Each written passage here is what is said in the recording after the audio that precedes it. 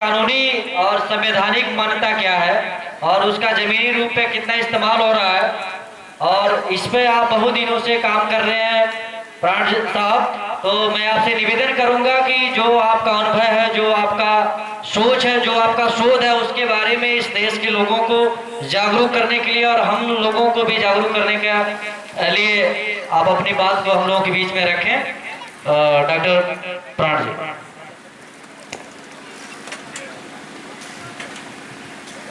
चलिए, हम बैठे बैठे बोले ठीक है। अगर बैठ के बोलेंगे तो बातचीत होगी आपसे, ठीक है। यहाँ हम लोग, यहाँ लिखा है ना संवाद। संवाद का मतलब होता है बातचीत करना। और बातचीत जब होती है तो दोनों तरफ से होती है।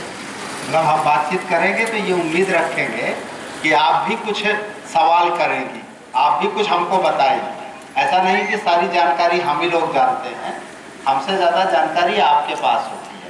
आप लोग आदरणीय कुलपति महोदय मिश्रा जी, प्रधान जी जो आपके बीच में बात कर रहे थे देवरिया के चतुरानंद जी, और आपके गांव के अगल बगल के प्रधान जी जो हैं, और सभी यहाँ सम्मानित महानुभाव, सभी माताएं और बहनें। अभी जब बार बार सत्य प्रकाश जी भी लाउड स्पीकर पे अनाउंस कर रहे हैं, ये भी बता रहे हैं, जहाँ ऊपर लिखा है, जितने लोग पढ़ ले रहे हैं वो देख रहे हैं, लिखा है सरकार, तीसरी सरकार। तो सबको लगता है कि ये कौन सी सरकार आ गई और ये तीसरी सरकार क्या है। और सरकार तो हम लोग बहुत दिन से सुनते आए हैं, और ये भी सुनते आए, लोग कहते हैं जनता ही सरकार होती है। सुनते ही नहीं, इसको कहते हैं ना कि इस देश में लोकतंत्र है, आज़ादी है, और जनता ही अब सरकार होती है। जो जनता होती है अर्थात ये हम सारे लोग ही, गांव के लोग ही सरकार होते हैं। ये सरकार का मतलब क्या होता है, पहले अगर हम सरकार का मतलब समझते हैं तो शायद सारी चीज़ें धीरे धीरे समझ में आने लग सकती। लेकिन उससे पहले एक चीज़ और, जैसे इन्होंने आप लोगों को बताया होगा ना, आज से 2 दिन पहले, 4 दिन पहले आप लोगों को एक सूचना दी गई होगी, आपको आमंत्रित किया गया होगा कि यहाँ पर एक कार्यक्रम होगा और सब लोग उसमें आएंगे। आपको सूचना मिली, तो अब आप देखिए सूचना मिलने के बाद आपने क्या क्या किया होगा। मैं जो अनुमान लगा रहा हूँ लगभग वही हुआ होगा। जैसे मुझे भी कोई सूचना देता है तो मैं भी उसके बारे में यही कर, पहले क्या करता हूँ, पहले मैं सोचता हूँ जाऊँ कि ना जाऊँ, वहाँ जाना कितना फायदेमंद होगा, हमारे और भी 10 काम हैं, ये काम करूं कि वो काम करूं। अर्थात हम सबसे पहले उस पर सोचते हैं कि हमें जाना चाहिए या नहीं जाना चाहिए। जब हम सोच लेते हैं और किसी का हमारे ऊपर दबाव नहीं होता, कोई कहे अब आपको सोचने का अर्थ ही नहीं है, हम कह रहे हैं कि तो आप चलो, तो आपको आना ही पड़ेगा, तब तो आप गुलाम हो गए ना उसके।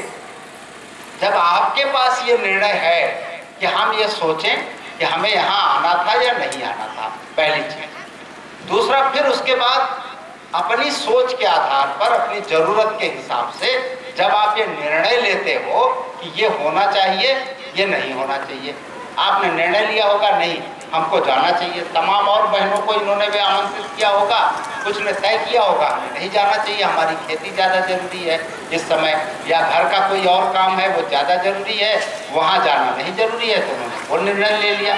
आपने निर्णय लिया कि नहीं, उन्होंने कहा है और वहाँ भी जाना जरूरी है, तो आपने निर्णय ले लिया। तो आपने सोचा, सबसे पहले सोचने के बाद आपने निर्णय लिया, फिर क्या किया, वहां से चल करके यहाँ तक आए, अर्थात आपने उसको किया। मैं 3 चीजों की बात कर रहा था। देखिए 3 चीजें हुई, घर से यहाँ तक आने में आप 3 प्रक्रिया से गुजरे।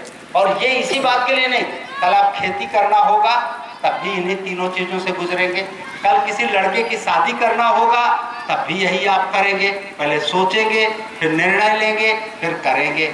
जो भी कुछ करते हैं हम लोग इन्हीं 3 चीजों से गुजरते हैं।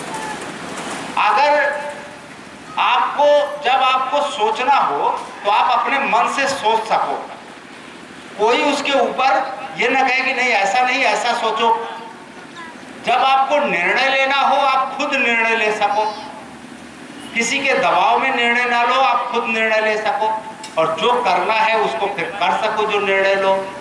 इसी को कहते हैं आजादी। आजादी का मतलब यही होता है, हम अपने मन से सोच सकें, हम अपने बारे में खुद निर्णय ले सकें और जो निर्णय लें उसको कर सकें, यही है आजादी।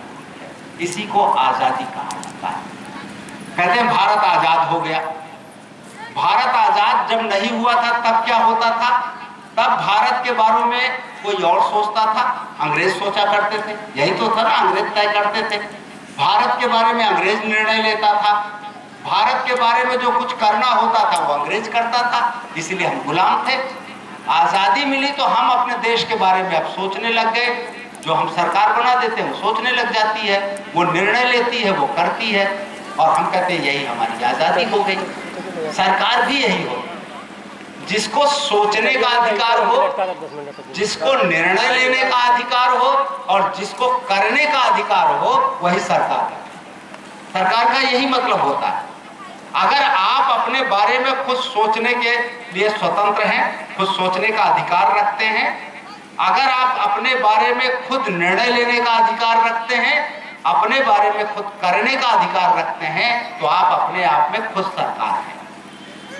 जब हम कहते हैं कि गांव की सरकार हो, अपनी सरकार हो, गांव को आजादी मिले, तो उसका यही मतलब। आप जानते हैं महात्मा गांधी का नाम तो सबने सुना है, और महात्मा गांधी की हत्या हुई थी 30 जनवरी 1948 को, जब वो हमारे बीच से चले गए।